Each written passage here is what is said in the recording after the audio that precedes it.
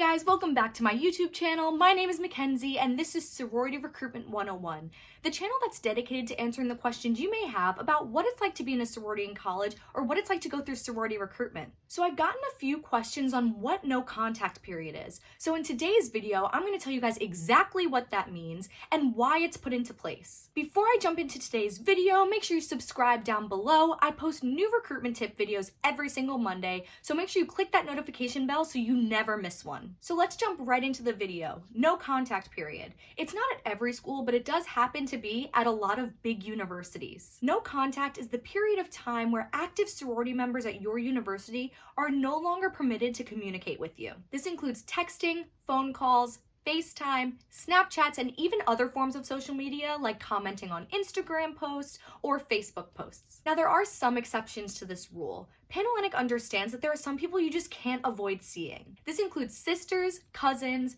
family, friends, and even people you work with. They understand that you see these people on a regular basis and there's no way to avoid contact with them. So don't worry about these people because you are allowed to speak with them during no contact period. But once recruitment week starts, no contact turns into a very strict rule. You will not be able to speak with any active member of a sorority on your campus, even if you are related to them. A lot of people ask why this rule is put into place and why it gets so strict during recruitment week.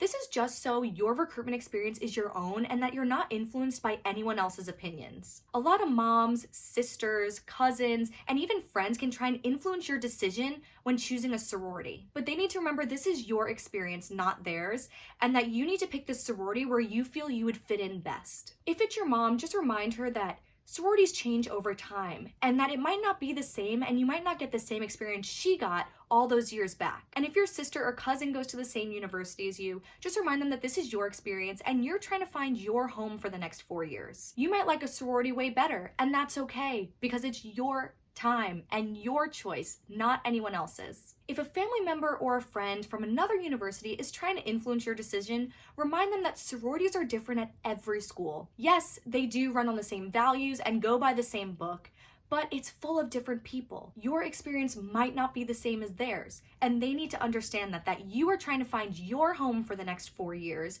and you're gonna end up where you're supposed to be. My advice is to really just look inside yourself and find where you feel at home and where you feel you can grow into the best version of yourself throughout your 4 years of college. Recruitment is such a fun time, so definitely make it based off of your experience alone. All right, you guys, so that is my video on no contact period. I hope this gave you an insight to what it is, what it means, and why it is so important. As always, comment down below on what you want me to talk about next, or DM me on Instagram with your questions or suggestions for video topics. All of my socials are down below, and you can also check out our website at sratrecruitment101.com. Thank you so much for watching, and I will see you guys in the next video.